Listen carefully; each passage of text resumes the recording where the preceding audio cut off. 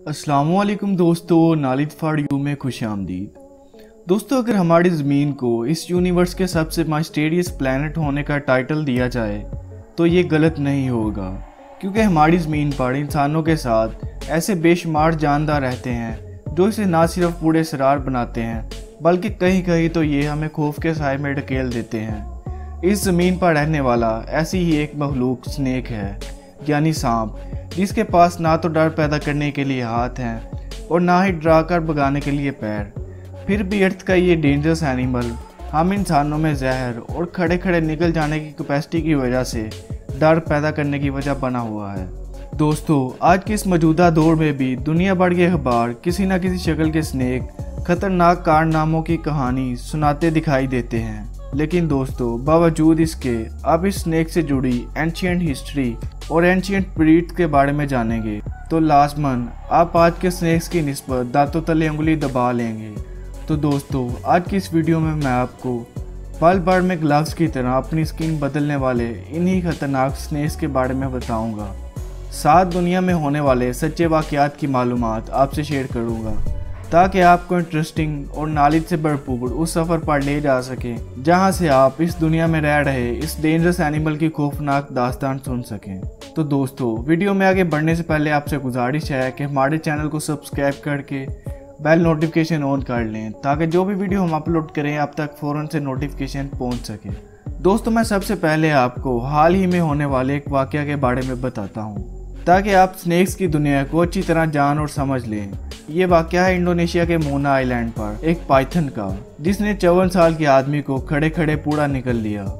जब उस आदमी की तलाश में लोग वहां पहुंचे तो उसे पाइथन के पास उस आदमी की चप्पलें किसी अनहोनी की निशानदही करती थी, लिहाजा शक के तौर पर उस पाइथन को मारा गया। तो उसके फूले हुए पेट से निकला हुआ आदमी बाहर आया। वो मर चुका था। उसकी मौत ने पीछे छोड़ दी थी इस डेंजरस एनिमल की सच्ची कहानी। दोस्तों, ऐसे ही एक और हादसे की खबर इंडोनेशिया के एक और आइलैंड सुलावेसी से भी आई। हालांकि इस बात की कोई भी ऑफिशियल कंफर्मेशन तो नहीं हो पाई। दोस्तों, इन हादसों से अब तक तो आपको इस बात का अंदाज़ा हो ही गया होगा कि हमारी दुनिया में रिंग रिंग कर चलने वाला ये एनिमल कितना डेंजरस है, और ऐसा तब है जब ये अपने छोटे साइज में दिखाई दे रहा है। दोस्तों, यहाँ छोटे साइज का जिक्र इसलिए किया क्योंकि आज के स्नेक्स के मुकाबले में एंशिएंट टाइम के स्नेक कई गुना बड़े होते थे।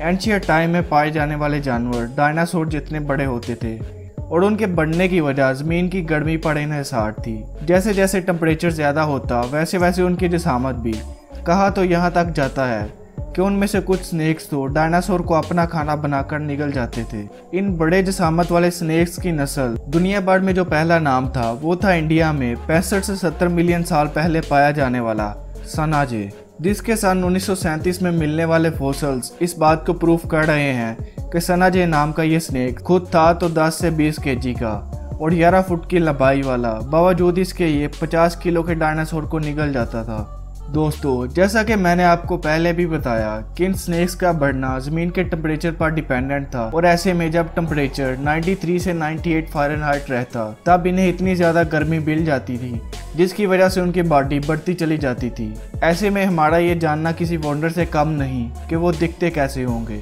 दोस्तों, अब इन बेहद बड़े स्नेक्स की कड़ी में मौजूद अफ्रीका और साउथ ईस्ट के दरमियान तकरीबन 40 मिलियन साल पहले रहने वाले स्नेक्स गिगांथोफिसिक्स स्नेक्स का है, जिसकी खासियत ये थी कि वो 30 से 35 फुट तक लंबा हो सकता था।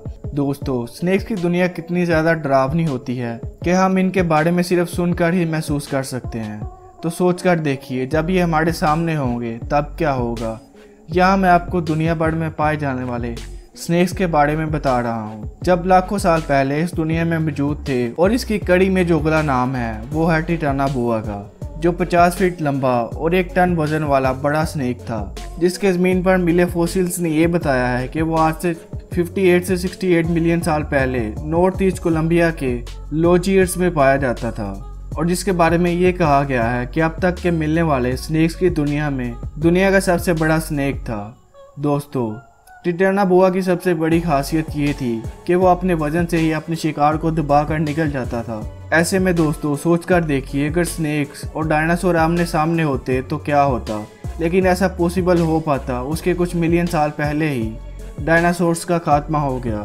और दुनिया की हिस्ट्री इन दोनों की लड़ाई देखने से चूक गई। और जहाँ तक टिटानाबुआ के पावर्स की बात है तो दोस्तों अगर वो डायनासोर उस सेरा में होते तो वो ट्रिगोनोसोरस को पकड़कर एक नट की तरह तोड़ सकते थे। दोस्तों यहाँ आपके नॉलेज के लिए एक बात और बता दूं कि अगर हमारी जमीन पर ग्लोबल वार्मिंग ऐसे ही ज्यादा होती रही तो टिटानाबुआ जैसे स्नेक्स की जमीन पर वापसी के चांसेस और भी बढ़ जाएंगे। लेकिन यहाँ बस राहत की बात इतनी है कि अगर वो जमीन पर दोबारा आते भी हैं तो उन्हें 1 मिलियन साल आने में लगेंगे। तो दोस्तों ये डिस्क्रिप्शन था उन स्नेक्स का जो इस दुनिया को छोड़ गए।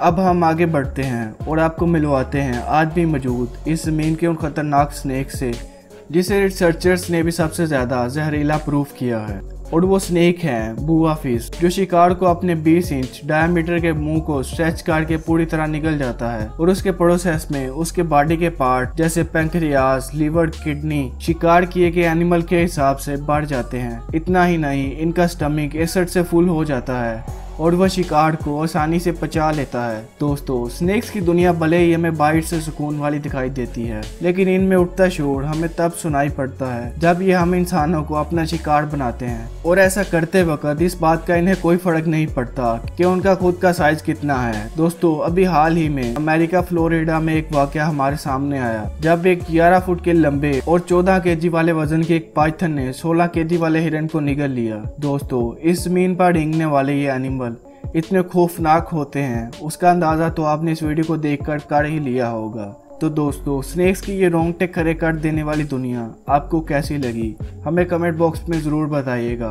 और अगर आपको हमारी वीडियो से नया कुछ जानने या सीखने को मिला है तो हमारे चैनल को सपोर्ट करने के लिए ज़रूर सब्सक्राइब करें और साथ में लगे बेल आइकन को दबा दें ताकि जो भी वीडियो हम अपलोड करें आप तक फ़ौरन से नोटिफिकेशन पहुंच सके। मैं मिलता हूं आपसे अगली वीडियो में, तब तक के लिए अल्लाह हाफिज़।